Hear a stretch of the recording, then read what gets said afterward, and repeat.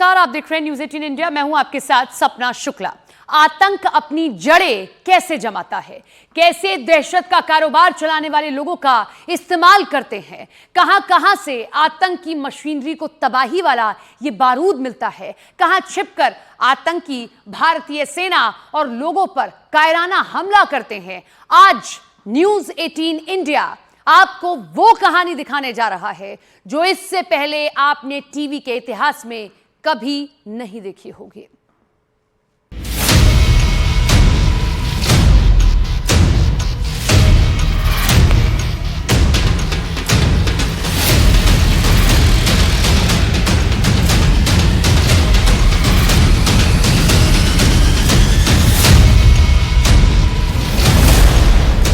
TV के इतिहास में पहली बार सक्का मेरा भाई एक मार दिया था, फिर उसके बाद दूसरा मेरा भाई था वो भी मार दिया।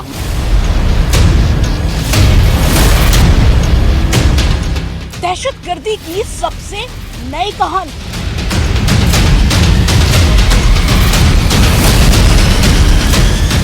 कैसे मौत बांटते हैं आतंक के आका। छोटा था, उसको बोल रहे थे कि आप भी मिलिटेंट बनो, उसने इनकार किया। उसकी वजह से उसको मार दिया।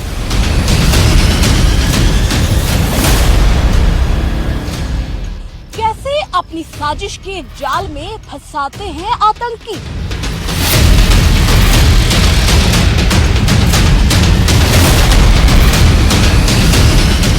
आखिर क्या होती है आतंक की क्रोनोलॉजी। काफी लड़के जो हैं वो उनके उस फेवर में आ रहे हैं।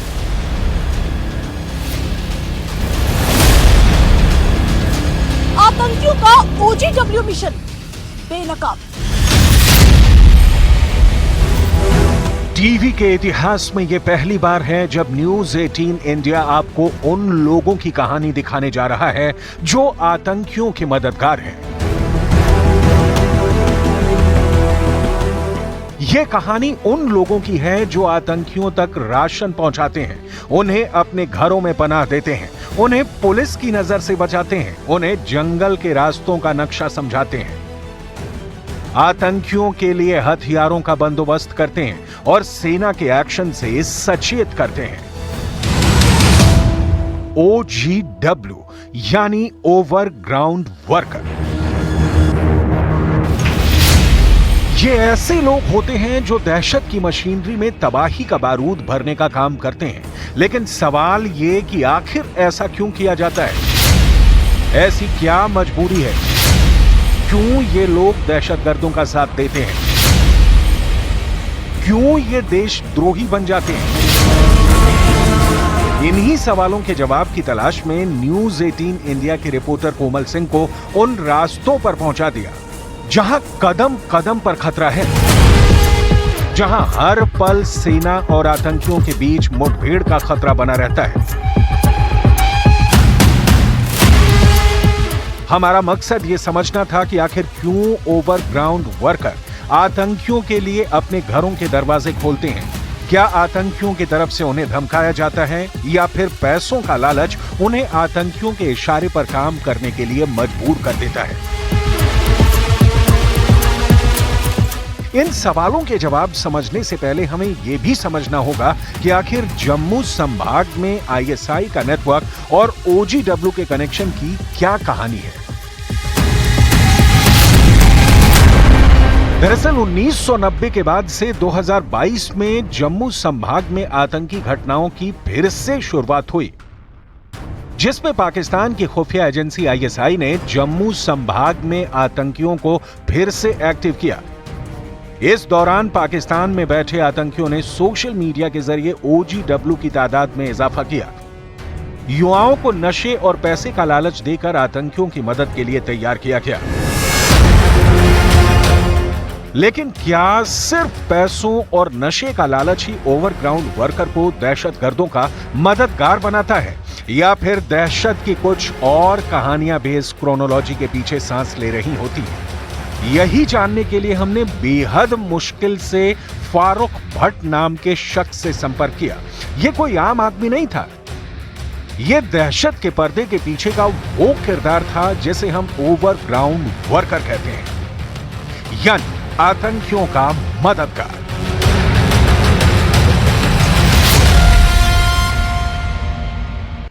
इस फारूक भट्ट तक पहुंचने में हमारी टीम ने कई घंटों का सफर तय किया है। हमें यही पता लगाना था कि आखिर वो कौन सा रहस्य है और मजबूरी है जो गांव के भोले भाले साधारण से लोगों को दहशत की डगर पर चलने और आतंकियों का साथ देने के लिए मोटिवेट करता है। और इसी दौरान हमें ओवरग्राउंड वर्कर फारूक भट्ट ने एक नहीं कई ऐसी कहानियां सुनाई जिन्हें सुनकर किसी के भी हाथ पांव फूल जाएंगे।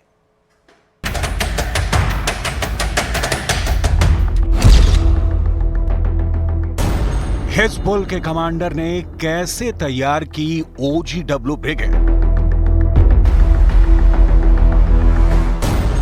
कैसे ओवरग्राउंड वर्कर करते हैं दहशतगर्दों की मदद, कहां से आता है OGW के पास नए मिशन का ऑर्डर।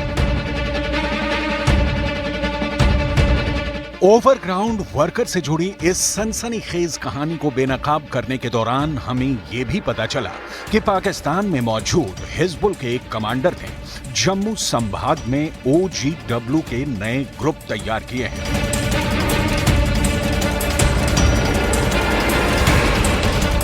हिजबुल का वो आतंकी लगातार अपनी OGW टीम के संपर्क में है।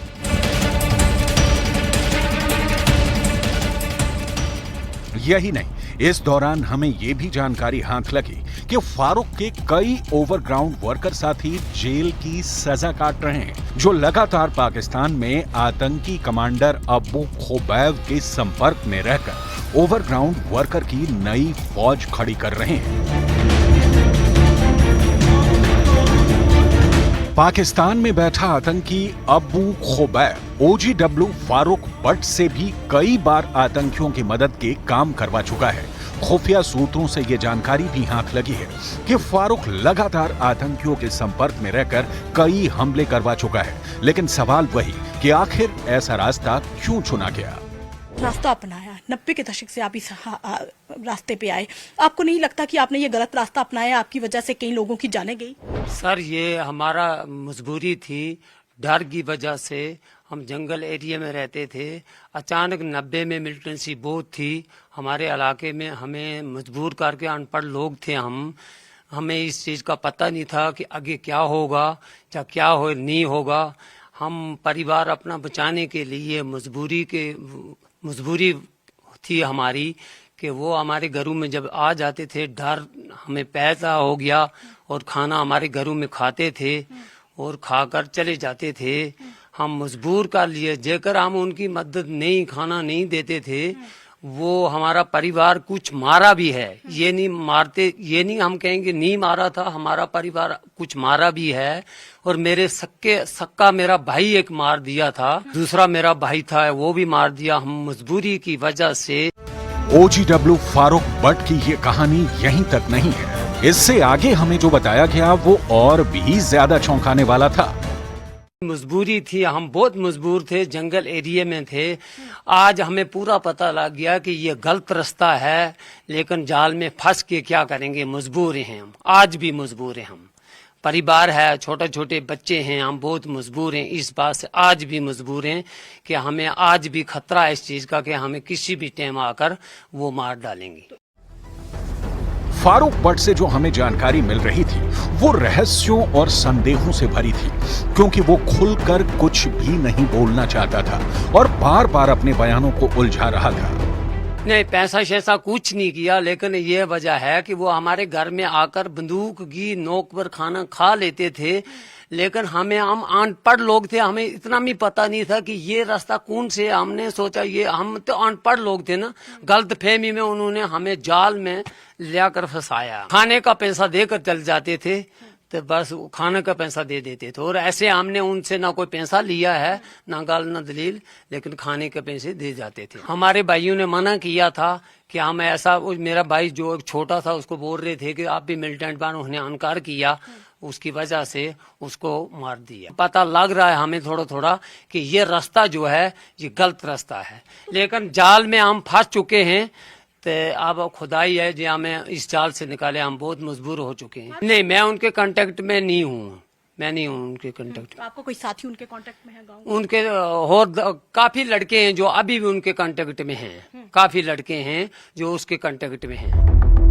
मजबूरी, डर और हालात, क्या इन्हीं वजहों ने फारूक भट्ट को भी देशद्रोही बना दिया, या फिर कुछ और भी ऐसा था जिसने फारूक भट्ट को आतंकियों का मददगार बनाया?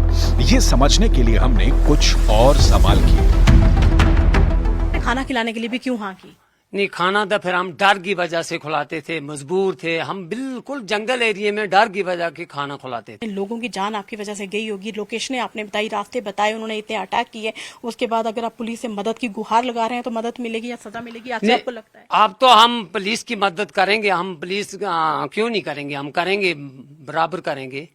लेकिन ये है कि जम्मू कश्मीर की जो हुकूमत है उसने भी हमारा सोचना चाहिए। ड्रग्स, नशे की खेप आ रही है, उसको बेचकर युवाओं को पैसा जो है वो मिल रहा है, तो क्या नए जो आपके इलाके के जो लोग हैं तो नए लड़के उस चीज में इन्वॉल्व हो रहे हैं? जी जी, वो बहुत काफी लड़के जो हैं वो उनके उस फेवर में आ रहे हैं और नशा बेच रहे हैं और पैसा कमा रहे हैं। अबू खुबैब के ग्रुप में, तो क्या अबू खुबैब अभी भी सबके संपर्क में है? होगा सर, मैं तो नहीं हूँ, लेकिन जो उधर से होंगे, कई लड़के होंगे, ऐसा भी होंगे, कई लड़के उसके फेवर में होंगे। क्यों जो वो वहां से नशे की ये जो आ रहा है, जो कुछ नशा नौजवान लड़के ले रहे हैं और छीक रहे हैं, खा रहे हैं, कर रहे हैं, जो कुछ वो कर रहे हैं। आपको पुलिस तक क्यों नहीं पहुंचाया? नहीं, पुलिस का ये हम अनपढ़ बंदे थे, जंगल एरिया में रहने वाले थे, हमें इस चीज का पूरा पता नहीं था। आज हमें पता चल गया, आज ऐसा करेंगे, हम फटाफट पुलिस के पास जाएंगे, चाहे हमें मार भी डालेंगे, लेकिन आज हम पुलिस के साथ जाकर। तो कितनी बार कितने आतंकी आपके घर पे आए? कभी कभी 5 भी आए, कभी कभी 10 भी आए, जंगल एरिया था, आते रहे, बस इस 15। फारूक, वो आप ही के घर क्यों आए, बाकियों के घर में क्यों नहीं गए? इसका मतलब आप चाहते थे उनके साथ काम करना? नहीं, गलत फहमी से हमारा जो मकान था वो थोड़ा अलग था। हमारे जो गांव के मकान हैं अलग अलग, दूर दूर इलाके में एक मकान है, इकट्ठे मकान नहीं है। हमारे घर में आ जाते थे, खाना खा कर चले जाते थे। जिसका मतलब ये हुआ कि आतंकी ऐसे लोगों को OGW का मोहरा बनाते हैं जो लोग आसानी से उनके बहकावे में आ जाते हैं। फारूक एक ऐसी दलदल में है, अगर आतंकियों का साथ नहीं देगा तो भी मारा जाएगा, और साथ देगा तो भी मारा जाएगा। पुलिस के चंगुल में आया तो सीधे जेल जाएगा। वीडियो जर्नलिस्ट राजीव के साथ कोमल सिंह, न्यूज़ 18। तो अभी हमने आपको दिखाया कि कैसे OGW के नेटवर्क का एक किरदार आतंकियों की मदद करता है, लेकिन अब हम आपको डर और दहशत से भरी एक चौंकाने वाली कहानी दिखाने जा रहे हैं, क्योंकि इस कहानी का कनेक्शन उन डोक नाम के घरों से है जहां आतंकी छिपने का काम करते हैं और मौका पड़ते ही अपने मिशन को अंजाम दे देते हैं।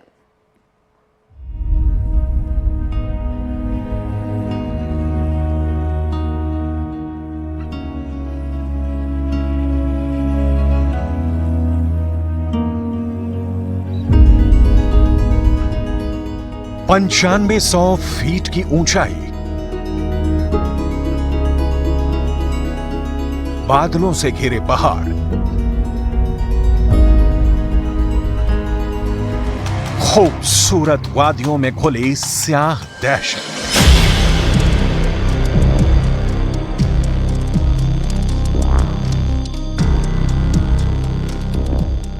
जम्मू संभाग का यह इलाका मायावी सुंदरता से घिरा है, लेकिन यहां ढोक यानी कच्चे घरों में रहने वाले गुजर बकरवालों की जिंदगी डर और दहशत के साए में गुजर रही है। न्यूज़ 18 की टीम दहशत से भरी उसी जिंदगी को समझने यहां पहुंची है। तस्वीरों में दिखाने की कोशिश करेंगे। ये बरसों पुरानी इन कच्ची बनी ढोक का सहारा आतंकी लेते हैं तब जब यहाँ पर रहने वाले गुज्जर बकरवाल लोग अपने गाय भेड़ों को चराने के लिए किसी दूसरे इलाके में चले जाते हैं। ऐसे में ये ढोक खाली होती है और आतंकी इन ढोक में छुप जाते हैं। यहाँ पर सारी सामग्री होती है और अपने OGWs की मदद से वो यहाँ पर ही खाने पीने की चीजें जो है वो मंगवाते हैं, यहीं पर रहते हैं, ठिकाने बनाते हैं, कई महीनों रहते हैं और रैकी कर दिन में मस्जिदों में जाकर नमाज भी अदा करते हैं। आम इंसान की तरह इस इलाके में घूमते हैं, फिर छुपते हैं और हथियारों का जखीरा भी उन्हीं के मददगारों से उन तक पहुंचता है। सच यही है कि मौसम का मिजाज बदलते ही यहाँ का माहौल भी बदल जाता है, क्योंकि गुज्जर बकरवाल अपनी भेड़ बकरियों को लेकर 6 महीने के लिए कश्मीर की तरफ रवाना हो जाते हैं। इसी दौरान आतंकी इन कच्चे घरों को अपने रहने का ठिकाना बनाते हैं और यहीं ओवरग्राउंड वर्कर के जरिए खाने पीने का राशन और दूसरी जरूरी चीजों को मंगवाया जाता है। क्योंकि यहां से छिपकर आतंकी ना सिर्फ सेना के मूवमेंट की रेकी कर पाते हैं, बल्कि अपने मिशन को कब और कैसे अंजाम देना है ये भी तय कर पाते हैं। यही वजह है कि 6 महीने बाद जब गुज्जर बकरवालों का ये कुनबा वापस लौटा है तो डर के साए में जी रहा है। आप पहले उधर जंगलों में ऊपर जाते थे घास काटने के लिए, वो भी हमने बंद कर दिया। तो हमें भी पता भी इधर हमारे आ जाएगा, हमारे को भी डर है इधर। अपने घरों को वापस लौटे इन लोगों के दिन बेचैनी में गुजर रहे हैं, क्योंकि ये जानते हैं कि कभी भी आतंकी यहाँ बंदूक की नोक पर इनसे मदद मांगने आ सकते हैं। भाई लोग सुनाते हैं बहुत उग्रवादी आए हैं, अभी देखा कोई नहीं, अब आए बहुत डर है हमको भी यही। इधर से उग्रवादी आए पहले के और मते कई लोग गल करते हैं, वो आते 10-15 आए हैं, कई जिम्मेदार बोलते, कई लोग एक दूसरे का बात करते हैं। सामने जो इधर से रहना पड़ता है तो फिर डर तो आता ही है, कहीं इधर फैरंग हुई थी शत्रु गले में, उसके साथ हम भी डरते हैं। बाद में गुज्जर बकरवाल इधर बहुत ज्यादा आते हैं, डरते रहते हैं, जंगल जो हो डर तो लगता ही है इधर। दरअसल आतंकियों के छिपने के लिए यहाँ या तो गुफाएं हैं या जंगल या फिर ये कच्चे मकान। बिना दरवाजों के ये घर ही वो जरिया है जहां आतंकी लंबा वक्त गुजार सकते हैं और मौसम की मार से भी बच सकते हैं। यही वजह है कि हर घड़ी हर पल गुज्जर बकरवालों के जहन में ये डर बना रहता है कि ना जाने कब इनका आतंकियों से सामना हो जाए। जब वो यहाँ पर आते हैं तो उनको बिस्तर जरूर मिलता है, स्थानीय लोगों की मदद या OGW की मदद उनको मिलती है, जिससे कि वो राशन लेकर आ जाते हैं। वो यहाँ पर कई दिन रहते हैं, हालांकि क्योंकि कच्ची ढोक है, पहाड़ी इलाका है, इसी तरीके से चूल्हे पे खाना बनाना है, उनको किसी स्टोव या गैस की जरूरत नहीं है। तो इस तरीके से चूल्हा जलाकर यहाँ पर खाना बनाकर कई दिन जो है आतंकी जो है यहाँ पर बस गए हैं। यानी ओवरग्राउंड वर्कर और इन ढोक नाम के कच्चे घरों की बदौलत आतंकी अपनी साजिशों का जाल बुनते हैं, लेकिन सेना भी इन साजिशों का मुंह तोड़ जवाब देने के लिए दिन रात जुटी हुई है।